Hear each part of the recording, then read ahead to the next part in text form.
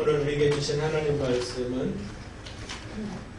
마가복음 2장 1절에서 12절입니다. 마가복음 2장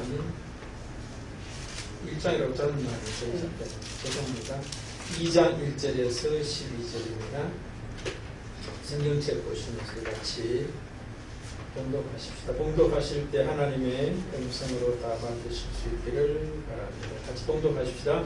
수위에 예수께서 가버나움에 들어가시니 제자들은 소문이 들리니라. 많은 사람이 모여서 문학가에서 들어가서 듣게 되었는데 예수께서 그들에게 놀라를 말씀하시더니 사람들이 한 중풍병자를 네 사람에게 메워가지고 예수께로 오르되 무리들 때문에 예수께 데려갈 수 없으므로 그 계신 곳에 짐을 뜯어 구멍을 내고 중풍병자가 문상을 달아내리니 예수께서 그들의 믿음을 보시고 중풍병자에게 이르시되 작은 자여 내 사함을 받아들이라 하시니 어떤 서기관들이 거기 앉아서 마음에 생각하기를 이 사람이 어찌 이렇게 말하는가 신성모독이로다 오직 하나님 한 분에게 누가니 죄를 사하겠느냐.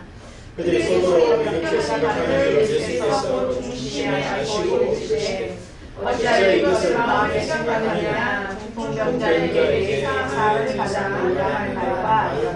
일어나 내 삶을 걸어가라 하는 말 중에 어느 것이 쉽겠느냐.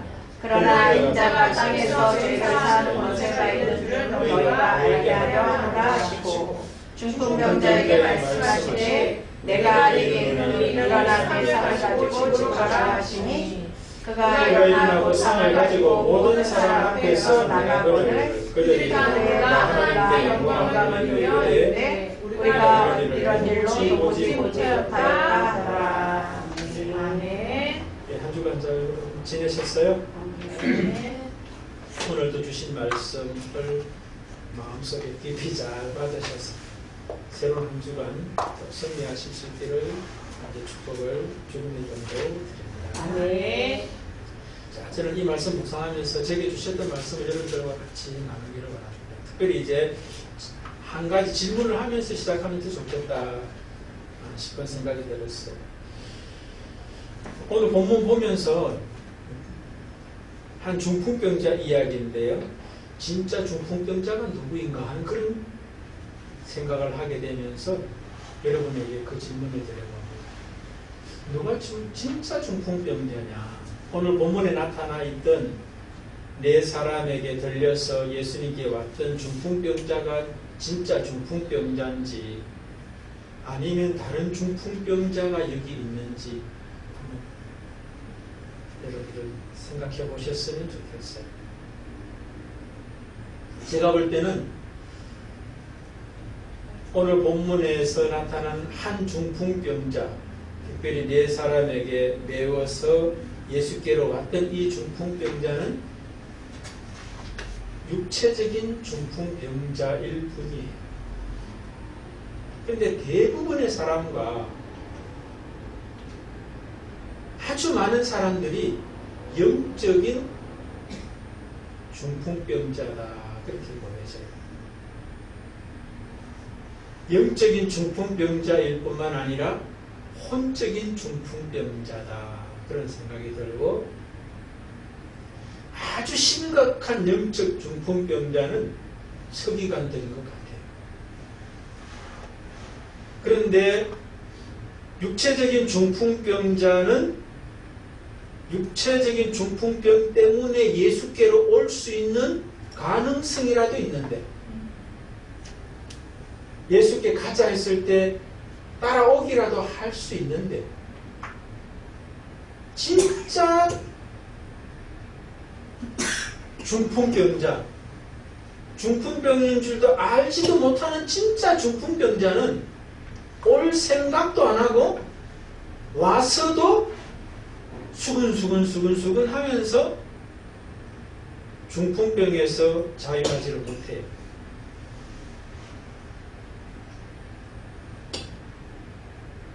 그런데 많은 중풍병자와 또 오늘 예수께 친구들, 주변 사람들의 배임을 받아서 나왔던 이 사람과 또 이 중풍병자를 메고 왔던 네 사람의 어떤 그런 모습들 속에서 우리 신앙의 성장의 과정이 보여지는 것 같아요. 네 종류의 사람이죠. 오늘 본문을 다 구분해 보면요.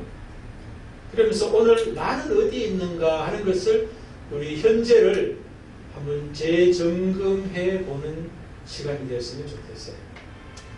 그래서 첫 번째 단계에 있는 사람은 두 번째 단계로, 두 번째 단계에 있는 사람은 세 번째 단계로, 세 번째 단계에 있는 사람은 네 번째 단계로 성장하고 성숙해가는 그런 신앙의 성장, 성숙의 어떤 그 재점검의 시간이 됐으면 좋겠어요. 좀 전에 말씀드렸듯이 제일 심각한 중풍병자는 서기관들이다. 그렇게 볼 수가 있어요. 두 번째는 또 어떤 사람이냐면은 무리들이에요. 무리들이 두 번째 단계인 것 같고요. 세 번째 단계는 중풍병에 걸려있던, 육체적 중풍병에 걸려있던 그 사람인 것 같고, 그 다음에 네 번째는 그 중풍병자를 메고 예수께 데려왔던 네 사람의 모습이 신앙 성장과 성숙의 어떤 과정에 비유해도 그렇게 틀리지 않겠다. 그런 생각을 해봅니다. 그러면서 우리 자신을 점검해 보는데 우리가 볼 때는 제일 1단계에 있는 사람이 제일 성장과 성숙한 사람이라고 착각되기가 쉽다. 문제는 서기관들이 오늘 하는 언행을 보면은 6절에 이런 말씀이 있습니다.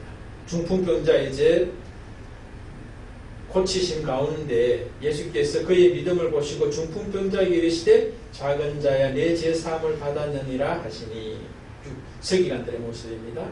어떤 서기관들이 거기 앉아서 마음에 생각하기를 이 사람이 어찌 이렇게 말하는가?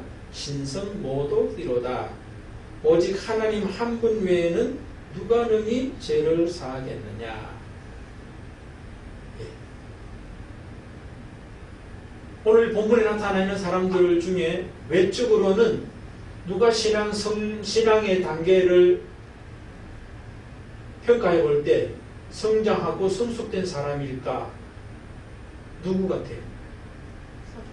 좀 전에 네 종류 사람 이야기했잖아요. 그 중에 누가 제일 성장 성숙한 사람이라고 자타가 인정하겠습니까? 서기관들이에요. 오늘날로 말하면 신학 박사들이에요. 목회자들이라 할 수도 있어요. 그런데 그들이 예수님으로부터 제일 멀리 있어요. 예수님께서 제일 안타깝게 생각한 사람이 중풍병자가 아니에요.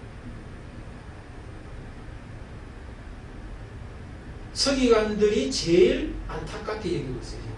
예수님께서. 밑에 보면 그렇게 되어 있죠. 8절에 이하에 보십시오.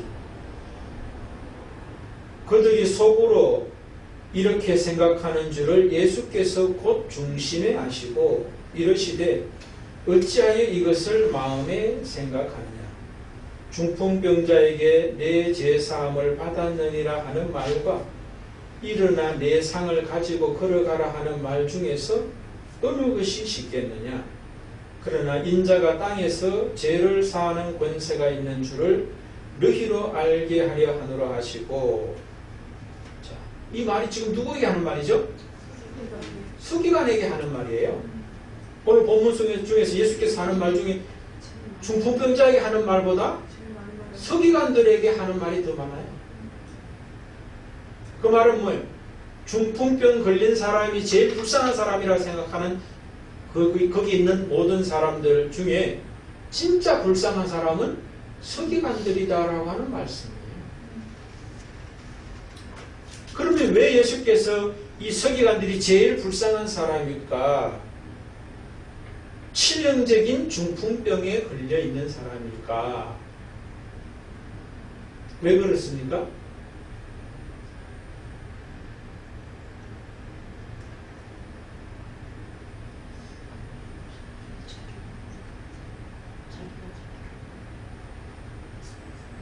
왜 제일 불쌍한 사람이에요?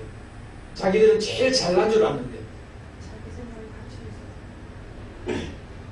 이 사람들의 말을 보면 어때요? 무언가가 이 사람들을 꽉 조이고 있어요. 거기에 붙잡혀 있어요. 묶여서 있어요.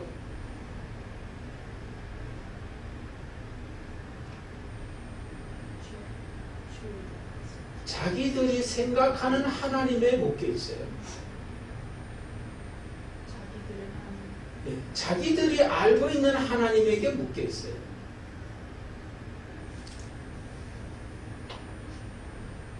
공부 많이 하는 사람 특징 중 하나 보면 뭐예요? 예, 자기 아는 게 전부예요. 남의 소리를 안 들어요. 박사들은 자기가 전공한 거 내려놓지 않습니다. 그런데 그것도 틀릴 수 있고 가장 한 부분이거든요. 박사라는 말이 뭐예요? 다 아는 게 박사 아니죠? 얇은 박자예요. 박사는 뭐냐? 내가 모른다는 걸 아는 게 박사예요. 아시겠어요? 공부를 많이 하면 많이 할수록 내가 아는 게 너무 없구나를 아는 거예요. 그렇기 때문에 새로운 공부, 자기 공부를 시작하는 단계가 박사예요. 이 서기관들이 지금 그거예요. 하나님에 대해서 자기들은 다 알고 있다 생각하는 거예요. 지금 다 알고 있는 것처럼 뭐예요? 신성모독이로다. 오직 하나님 한 분 외에는 누가 능히 죄를 사하겠느냐. 그럼 죄를 사하는 분이 앞에 있으면 그분이 죄를 사하고 그 사함의 어떤 그런 그 모습의 구체적 또 현상으로 드러나는 어떤 그런 모습을 보면 저분이 하나님이 아닌가? 보이는 하나님이 아닌가라고 볼 수도 있고 생각해 볼 수 있고 마음을 열 수도 있잖아요. 그런데 딱 닫혀버려요. 그리고 판단하는 모습을 볼 수 있죠. 그러니까 이게 바로 뭐예요? 영적으로 자기들은 아주 깨어있다고 생각했는데 영적인 중풍병이에요. 뿐만 아니라 생각과 감정, 정신, 마음 이것도 중풍병이 걸려 있어요. 판단 정지하고 있는 게 바로 마음에 중풍병 걸린 거 아니에요? 근데 중풍병 걸린 줄을 참 몰라요.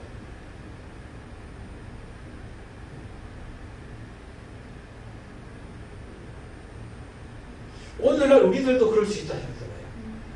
저를 비롯해서 신앙이 오래 신앙생활했고 또 직분이 중직일 사람일수록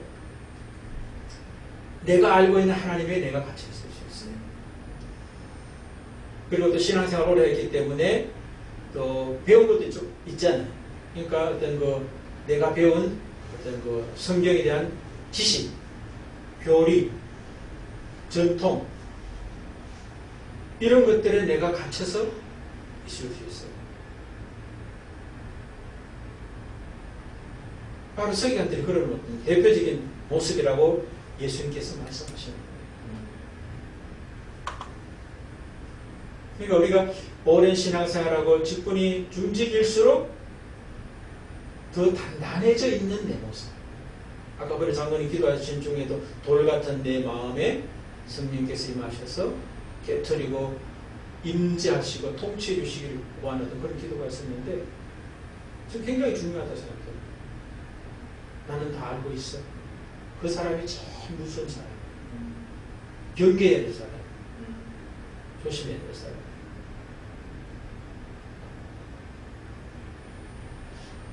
그래서 영적으로 제일 어떤 큰 중풍병에 걸린 사람이 서기관들이다. 그렇게 우리가 생각해 본다면, 그 다음에 이제 무리들의 모습 속에서는 어떻습니까? 무리들의 어떤 모습은 신앙을 찾아서 나오는 사람들에게 장애물의 역할도 해요. 오늘 이 중풍병자가 예수께 나오는데 이 사람들보다 더 먼저 나와가지고 예, 막 받고 있어요. 진을 치고 있어요. 예수에 대한 관심이 있어요. 만났어요. 말씀을 들었어요. 그런데 뭐예요?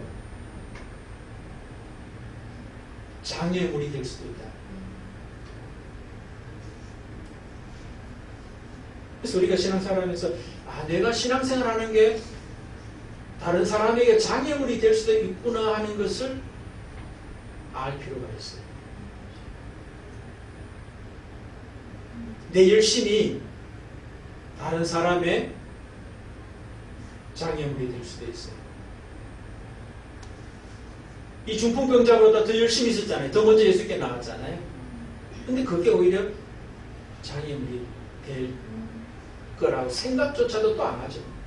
그런데 장애물이 현실적으로 되고 있다. 그렇게도 볼 수 있고요. 그 다음에 뭐 여러 가지를 이야기할 수 있겠지만 놀라움을 경험하는 모습을 또 볼 수 있습니다. 저 뒤에 가보면 그렇게 돼 있죠. 그가 일어나 곧 상을 가지고 모든 사람 앞에서 나가거늘 그들이 다 놀라 하나님께 영광을 돌리며 이르되 우리가 이런 일을 도무지 보지 못하였다 하더라. 그럼 뭐예요? 이 사람들이 하나님의 영광을 보고 그 고치는 걸 보고 놀라고 하나님께 영광을 돌렸다라고 하는데 하나님께 영광을 돌렸다 하는 말이 뭐예요? 하나님을 만난 거예요. 이게 하나님 만난 거예요. 하나님께 영광을 돌립니다. 이게 영광을 돌리는 것이 아니라 하나님을 만난 것이 하나님의 영광을 돌리는 거예요. 우리가 뭔가 하고 난 다음에 하나님께 영광 돌립니다 하니 그게 하나님께 영광 돌리는 게 아니에요. 진짜 영광은 뭐예요? 하나님 자체에서 바라는 빛이 영광이에요. 내가 그 빛을 내서 나타내는 게 하나님의 영광이 아니라 내 속에 들어온 하나님이 나 속에서 비쳐나가는 게 하나님의 영광이라는 거예요. 근데 이 사람들은 뭐예요? 무리들은 하나님의 영광이 자기 속에 들어왔고 그것을 보면서 놀라면서 하나님께 영광을 돌리는 모습이에요. 그러니까 신앙의 초입에 이제 들어섰다 이렇게 볼 수가 있어요. 서기관과 바리새인들과 앞부분에서 이야기하면 이 사람들은 신앙의 초입에도 아직 안 들어선 거예요. 사실은요. 누구보다 신앙의 완숙한 단계에 있다라고 자타가 생각할 수 있는데도 불구하고 신앙의 초입에도 안 들어선 거예요. 진짜 신앙의 초입에 이제 들어선 사람은 무리들이 신앙의 초입에 발을 들어놓는 어떤 그런 모습이라. 그러니까 겉으로 보는 어떤 그것이 신앙의 어떤 성장과 성숙하고 전혀 상관없어요.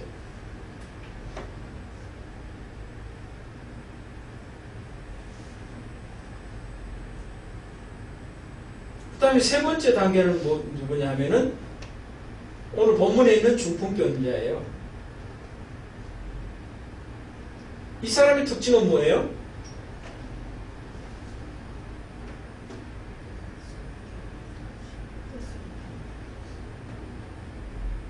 신앙의 초입에서 조금 더 성장하면 어떻게 되는 거예요? 그걸 생각해 보면 돼요. 하나님을 만나고 난 다음에 하나님 만난 사람, 그 다음 사람은 어떤 모습으로 나가느냐 이렇게 생각해 보면 되는 거죠. 오늘 중풍병자예요. 저는 그런 생각이 들게 하시더라고요. 만약에 4명의 어떤 그 주변 사람들이 예수님께 나가자고 그랬을 때 순순히 나가는 게 언제 나오게 되느냐는 거죠. 가버나움이 예수님이 사는 사역의 어떤 핵심 지역이에요. 갈릴리 가버나움이거든요. 예수님께서 갈릴리 나사렛에 살았잖아요. 가버나움 예수님께서 사역을 했고 또 예수님께서 많은 이적과 기적과 표적을 행했던 도시 중에 하나가 가버나움이거든요. 이 중풍병자가 4사람이 이제 우리 예수님께 가보자라고 했을 때 순순히 따라 나섰다는 게 난 참 귀하다 생각들더라. 이게 어제 오늘의 사건이 아니잖아요. 중풍병자라고 다 4명의 그 들것에 들려서 와야 될 상황이 아니죠. 그렇죠? 중풍병에 걸리면 어떤 사람은 뭐예요? 반신불수가 되기도 해서 뭐 이제 또 지팡이를 짚고라도 이렇게 다니기도 하는 그런 모습이 있잖아요. 근데 이 사람은 상태가 어디까지 갔다는 거죠? 반신불수도 아니라는 거예요. 그것보다 더 깊다라고 하는 걸 알 수 있어요. 추측해 볼 수 있다는 거예요. 4사람에게 들것에 들려올 수밖에 없는 상황. 그럼 이게 지금 저에게는 어떤 말씀으로 와닿았냐면은 자기에게서 가능성은 제로예요. 제로 포인트예요. 그것을 철저하게 인정하는 사람만이 주님께 나올 수 있는 시작이 되는 거예요. 그런 모습으로 제게는 들려지더라고요. 예수님께 가자 했을 때 그래도 뭔가 가능성이 있다면 그 가능성을 붙잡지 않겠어요? 그것이 이 중풍병자 이야기가 아니라 우리의 삶의 이야기잖아요. 우리의 삶에도 뭔가 한 가닥에 지푸라기 하나의 가능성이라도 있으면 그것을 더 먼저 붙잡지 예수께 나오지를 않는 것이 우리의 실제다. 현재적 그런 모습들이죠. 과거의 경험도 그렇고 또 어쩌면 앞으로도 그렇게 될지도 모르겠어요. 저는 그렇게 되지 않기를 바랍니다. 진짜는 내게 가능성이 100% 있어도 그 가능성 100%가 100% 아닌 줄 인정하는 사람이에요. 100%가 빵인 줄 아는 사람이 진짜라는 거예요. 근데 어쨌든 그 사람들이 이제 4사람의 모습 속에서 나타나는 거예요. 이 중풍병자들이 어떤 4사람 모습 속에서 그 모습이 나타난다는 거예요. 근데 이 중풍병자는 지금 자기 안에서 가능성 제로가 됐기 때문에 친구들이 예수께 가보자 했을 때 가볼 수밖에 없는 처지에서 보게 됩니다. 근데 오늘 보면 본문을 읽어보면은 이 중풍병자는 믿음이 있었던 것은 아닌 것 같아요. 아니 믿음이 없었어요. 어떻게 알 수 있습니까? 내 죄 사함을 받았느니라 하는 말씀을 이 사람이 들었거든요. 예수께서 하셨을 때. 죄가 있으면 뭐예요?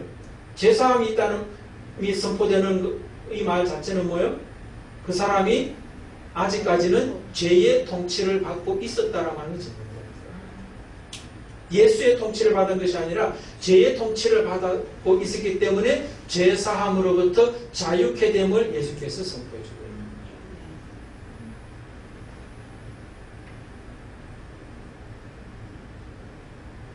그래서 이 사람은 이제 육체의 치유뿐만 아니라 심령, 마음과 영의 치유까지도 일어나는 거죠.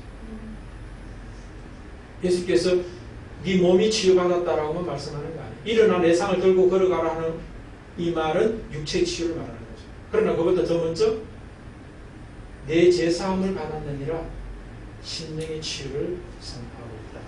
이 말씀 속에서 우리는 무언가 또 깨달을 수 있냐면은 육의 치유보다 더 중요한 게 심령의 치유라는 거예요. 마음의 치유와 영의 치유다라고 하는 것을 알 수가 있어요. 예수께서 이 중풍병자는 아마 죄에 사로잡혀 있었기 때문에 영과 마음의 치유보다 육체의 치유를 더 원했을지도 몰라요.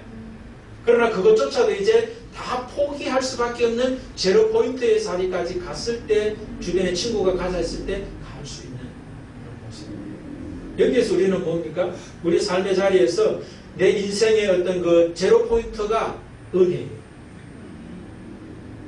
제로 포인트까지 가지 않은 그 모든 과정을 제로 포인트로 가게 하시는 또 하나님의 은혜인 거예요. 반신불수에서 끝났다면 이 사람은 예수께 오지 않을 가능성 50%예요. 아니 100%일 수 있어요.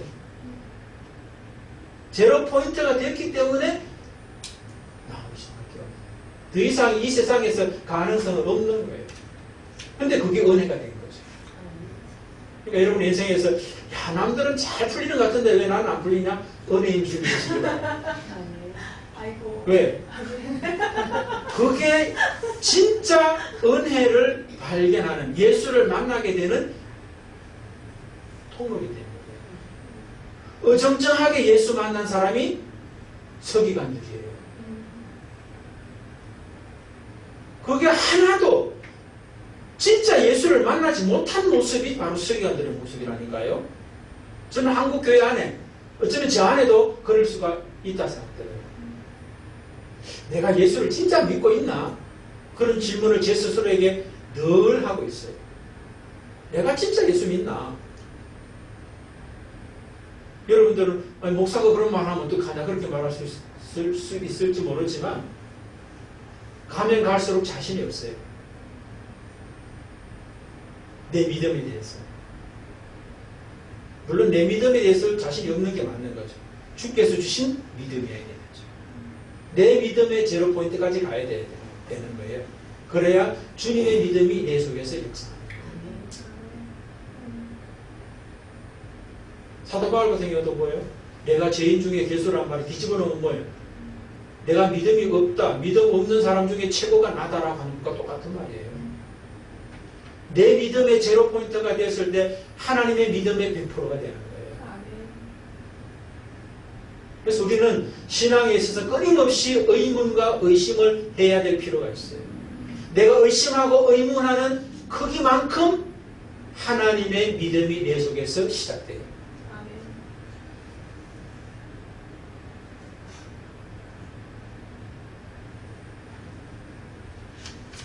오늘 이 중풍병자는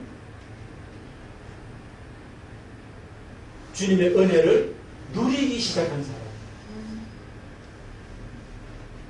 서기관들은 아직 초입에도 못 들었었고 무리는 초입에 들었었고 이 중풍병자는 누림이 시작된 사람이에요. 그 다음에 네 번째 단계는 누굽니까? 이 중풍병자를 메고 왔던 네 사람은 누릴 뿐만 아니라 전하는 사람의 모습이에요.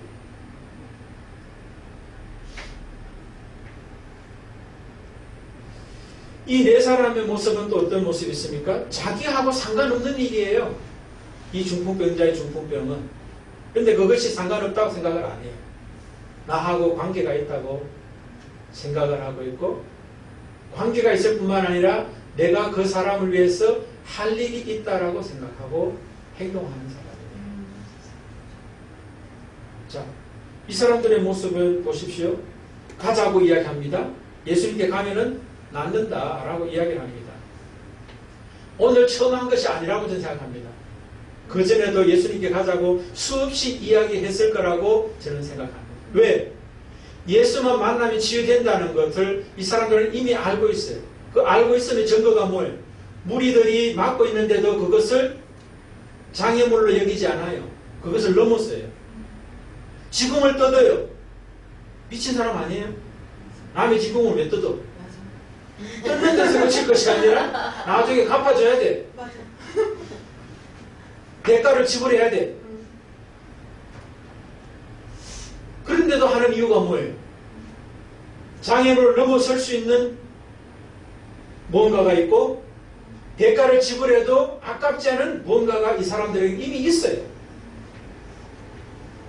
그것을 다른 사람에게, 그것을 누리지 못하는, 알지 못하는 사람에게 주지 않고는 견디지 못하게 하는 뭔가가 자기 속에 있는 거예요.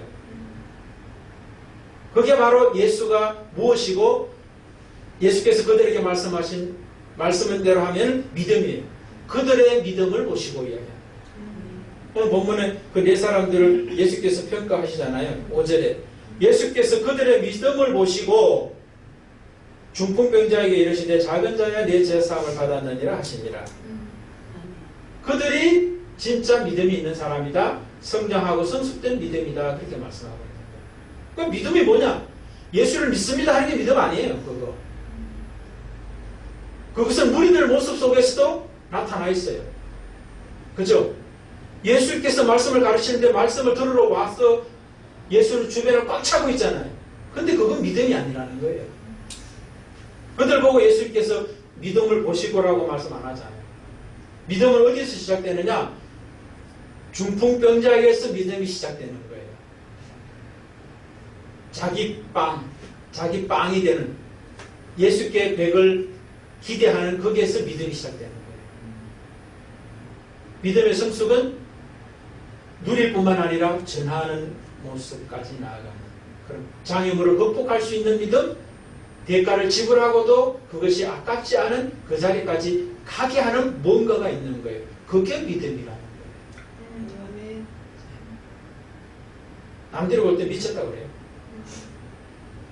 자기가 봐도 자기가 미친 사람처럼 보일 수 있어요. 근데 이 사람들이 믿음의 성장과 성숙을 우리가 볼 수가 있다. 이렇게 볼 수 있죠. 그럼 나는 이제 어디 있느냐는 거예요. 내가 목사고 장로고 권사고 집사고 또 오랫동안 신앙생활을 했어도 서기관의 모습 속에 내 모습이 비칠 수가 있어요.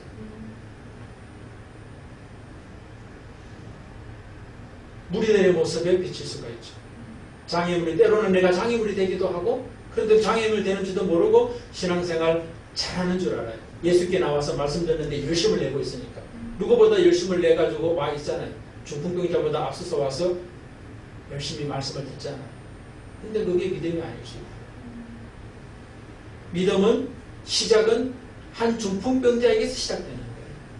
자기 빵을 인정하고 예수 벽을 예수께 나아갈 수밖에 없는 예수께 나아가게 되는 그 자리가 시작이에요. 그리고 그 자리 데려가는 사람이 바로 4명의 이 중풍병자 옆에 있었던 사람들이다 하는 것이죠. 나는 어디 있느냐? 손들라고 그러지 않겠습니다. 여러분 스스로가. 그런데 오늘 메시지 하나입니다. 여기서 굉장히 중요한 메시지가 하나 있다. 이 4단계로 성장해 가는 데 있어서 굉장히 중요한 게 뭐냐면 믿음의 공동체.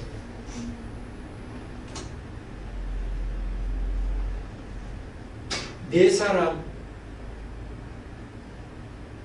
믿음의 공동체가 중풍병자를 예수께 데려올 수 있었고 또 무리들이 무리에서 머물지 않고 놀라는 사건이 되게 하셨고 그 다음에 서기관들에게는 자기들의 신앙을 충격을 받아요. 이 사건 때문에 충격을 받잖아요. 그것도 하나님의 은혜라는 거예요. 그 은혜의 어떤 통로가 바로 믿음의 사람, 믿음의 공동체가 그 모든 것들을 가능하게 하는데 중요한 역할을 했다는 거죠. 여기서 우리가 그렇게 되는 게 뭐냐면은 우리가 소수가 모여있지만 믿음의 공동체, 오늘 본문으로 말하면 4사람만 있으면 그 사람이 온 지역을 바꿀 수도 있고 놀라게 할 수도 있다는 거예요. 저는 우리 여기 4명 이상이잖아요. 충분히 가능성입니다. 결론은 뭘까요? 오늘 메시지 결론은 뭐예요? 여러분들은 저를 통해서 들었던 말씀 속에서 결론을 맺으신다. 오늘 아마 또 여러분 식으로 말할 거예요. 그죠? 들은 건 똑같이 들었는데 해석은 다 달라요.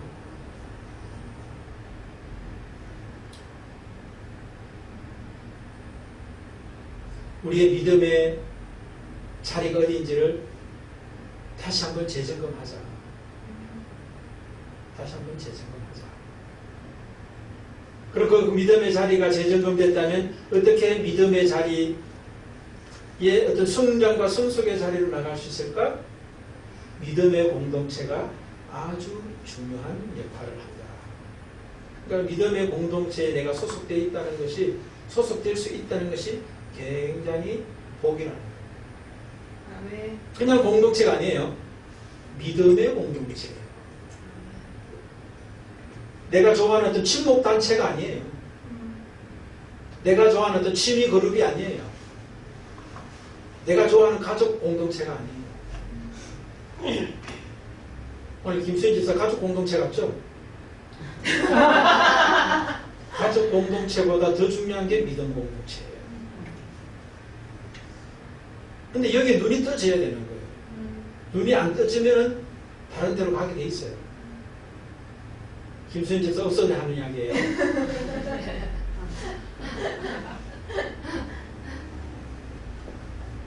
저는 우리가 소중한 그 작은 소수가 모였지만 저는 여러분들을 보면서 굉장히 고맙고 감사하고 기대가 커요. 하나님께서도 그 마음이 있을 거라고 저는 분명히 생각해요. 아멘. 여러분, 예수님께서 이 세상 떠나실 때 12명의 제자들의 믿음이 어땠어요? 그래도 예수님께서 온 세상에 복음이 전해질 축복의 통로로 그들을 신뢰하고 있어요.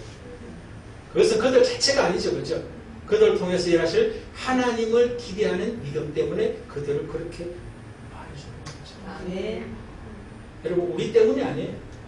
우리를 사랑하시는 그 하나님이 우리와 함께 하시고 일하시기 때문에 우리를 통해서 놀라운 일이 일어날 수 있다. 아멘. 저는 이런 말 하면 안 되긴 안 되는데 저를 통해서 하나님이 하실 일이 너무나 기대가 저는 되고 있어요. 저는 그 기대를 오래전부터 가지고 있어요. 사실 남들이 볼 때는 뭐 10명도 못 되는 믿음의 공동체 가지고 뭐 그런 소리 하냐 그렇게 말할지 모르지만 저는 그렇게 생각 안 해요. 저를 통해서 하나님이 하실 일이 굉장히 기대되고 큰 그런 소망이 있어요. 확신이 있어요. 그럴 가능성이 현실적으로도 있고 믿음적으로도 저는 있다고 확신하고 있어요. 언제냐는 말씀 안 드리겠습니다. 사랑하는 여러분, 오늘 어쨌든 이 말씀 앞에서 하나님께서 우리에게 말씀하십니다. 내가 신앙생활을 오래 했기 때문에 나는 당연히 믿음이 성장되고 성숙되었으리니 생각하고 있는 그 사람들에게 가장 충격적인 이야기를 하고 있다는 거예요. 그러면서 그 믿음이 없어 보이는 사람들이 오히려 자기보다 더 믿음이 클 수 있다는 것을 이야기하시면서 믿음의 공동체를 그 가치를 다시 한번 확인하면서 그 속에서 살게 됨으로 말미암아 그들의 믿음이 네 사람의 그 믿음, 그들의 믿음을 보시고라고 하는 예수님의 말씀을 들을 수 있는 자로 세워지시기를 주의 이름으로 축복합니다. 아멘.